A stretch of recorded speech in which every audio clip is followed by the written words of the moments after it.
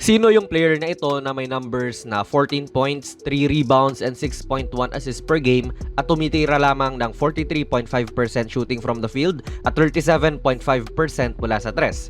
Sagutin natin yan mamaya mga idol, pero yun nga, base sa ating title, kailangan ng Dallas si Kyrie ngayon more than ever mga idol. Struggle malala siya para sa kanyang koponan ngayong finals. Like dito nga mga idol ay isolation opportunity ni Kyrie kontra kay Pritchard na hindi naman gaanong malakas sa depensa talaga. Dapat dito nagka-capitalize si Kyrie na makakascore siya. Pero hirap din siya sa Celtics mga idol, sumalubong si White dyan para hindi maging komportable si Kyrie sa kanyang galaw. Solid din to kasi tinatanggalan ni White ng option si Kyrie at hinarangan yung spin. Okay din ang reflexes ni Kyrie at ganyan ngang nag-shoulder fake na lang, pero in the end ay nakontest pa rin to ni Pritchard ng maganda.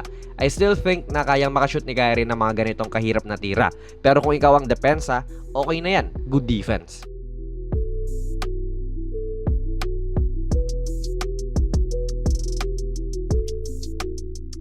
Kung gusto mo pa ng mga videos katulad nito, baka pwede kang mag-subscribe idol, palike na rin po ng ating video, nakakatulong to sa build up ng channel natin. And to be honest lang din talaga, solid ang personnel ng Boston. Lagi na natin yan nababanggit mga idol. Malupit na defender tong tumatao kay Kyrie ngayon na si Holiday. Mas pinili pa nga ng Team USA itong si Drew kesa kay Kyrie para sa Olympics. Sabay kahit na may screen, ang sumalo naman ay si Tatum. Solid naman din ang depensa nito. And syempre, mahusay rin naman si Kyrie sa mga ganyan, and anytime, makakascore pa rin talaga siya kahit na maganda ang pinapakita ng depensa ng tao niya. Pero di ba, walang mga play talaga at aasa sila sa husay ni Kyrie, in which off talaga siya ngayong final so far. Hindi nga rin siya makapasok sa kanan niya ay may Horford na sasalubong, sa kaliwa ay may Brown. Kahit pa sa pull-up na ito nakasabay pa si Brown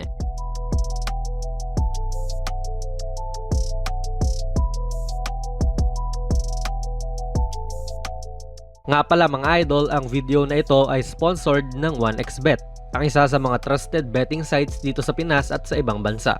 Kung gusto nyo mag-register, i-click nyo lang po ang link sa ating pinned comment sa baba at ganoon din sa ating description box. I-type nyo na rin ang ating promo code na JonasPB at maaari kang makakuha ng up to 12,000 pesos na bonus points sa inyong unang deposit. Maaari kang mag-bet sa mga sporting events like NBA, UFC, Wimbledon at marami pa pong ibang sports. Siguraduhin lang syempre na maging responsable sa inyong pag-bet.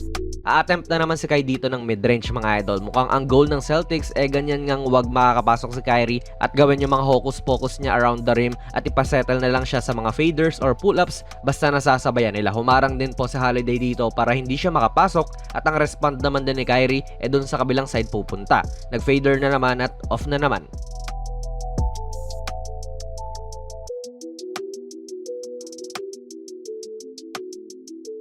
So ang Celtics, ayan, kontento na sila na may nasa harapan lang ni Kyrie at honest defense lang din talaga sila sa ganito.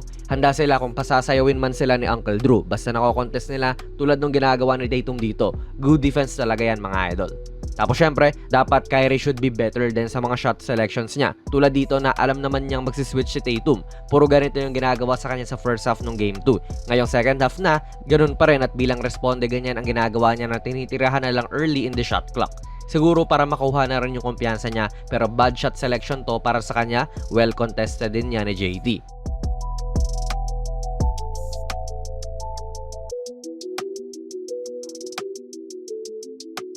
Hirap talaga na nag-aalat ka and okay sana kung makaka-atake ka para at least makaka-layup ka, makukuha mo ulit yung kumpiyansa mo. Pero hindi talaga siya hinahayaan ng Celtics na makapag-layup man lang. Another contested mid-range J to sa kanya.